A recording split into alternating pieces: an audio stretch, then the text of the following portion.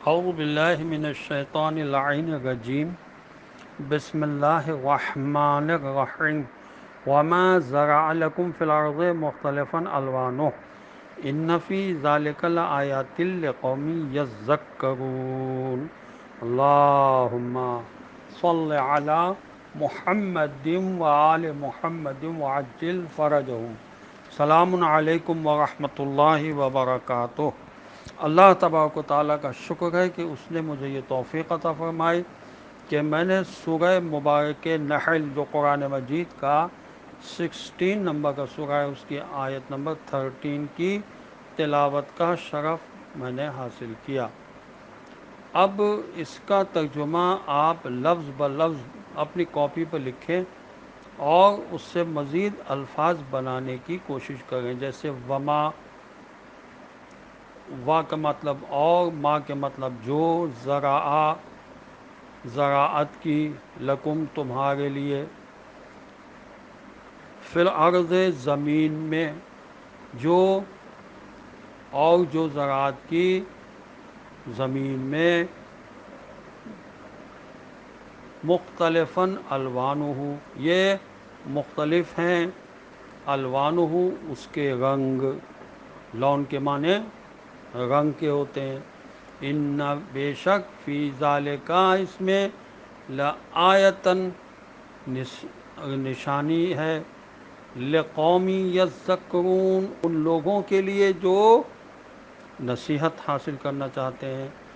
یعنی اللہ کی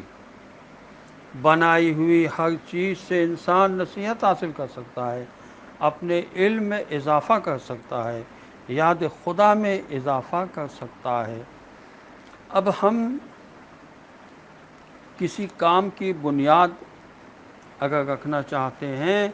تو ہمارے سامنے احادیث موجود ہیں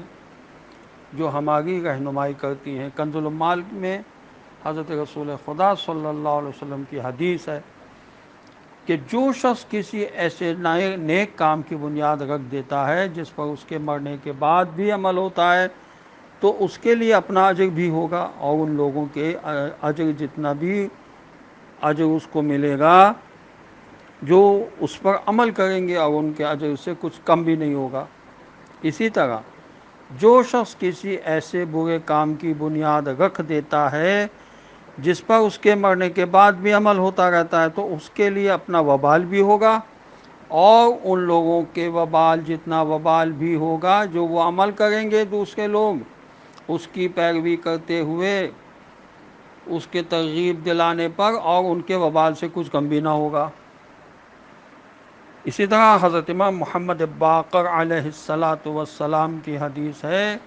کہ اللہ کے بندوں میں جو بندہ کسی ہدایت کے کام کی بنیاد رکھ دیتا ہے تو اس کے لیے ان لوگوں جتنا اجر ہوگا جو اس پر عمل کریں گے، اور ان کے اجر میں کوئی چیز بھی کم نہیں ہوگی۔ اسی طرح اللہ کے بندوں میں جو بندہ کسی گمراہی کے کام کی بنیاد رکھ دیتا ہے